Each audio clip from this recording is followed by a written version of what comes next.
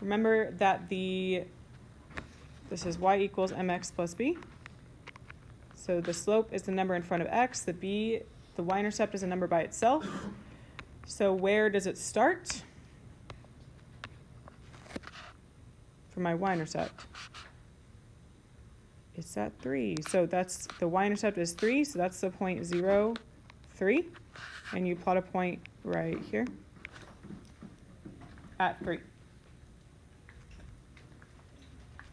So we always plot the y-intercept on the y-axis, and then you would put your slope as a fraction. My slope here is -2. How do I make that into a fraction?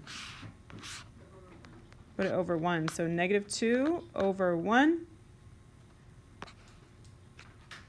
And then if it helps you, you can explain what this means. Since it's negative, is it going up or down?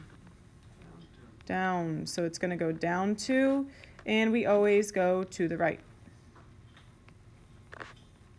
The main thing you have to check is that whenever you're done, and you should be going down from left to right.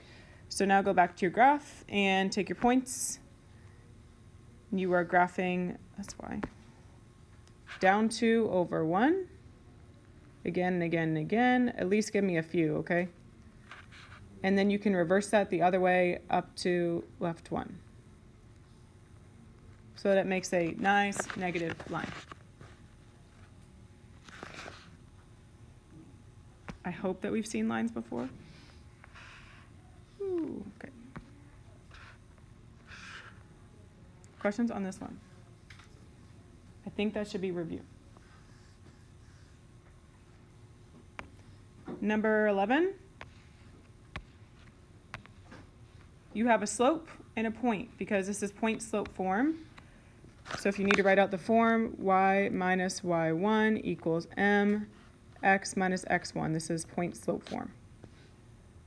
So your slope is 2/3 and your point is actually, let's see, because we need a point and a slope. The point that you're starting at here, you have to change the sign. So it's -1, +3. Your slope is 2/3. It's positive, so we'll go up or down. Up. So if you want to explain what it means, I usually do this, like up 2, and it goes to the right. 3, you have a place to start. You have a way that you're moving, and so graph this point. I know this is weird because it's not a y-intercept. It's okay. We're going to graph -1, -3 to start at, which is not a y-intercept, okay? It's just a random point. And then we're going to do the slope from there because it's point slope form. So up 2, right 3, again and again and again. And for sure give me at least 3 points, like 1 each direction I prefer. I think if you're on usually a digital tool, you only have to have 2 points to make a line. But make sure it's obvious where your line is headed and what your slope is, please. Oops. Oh, dang it. Try that again. Okay.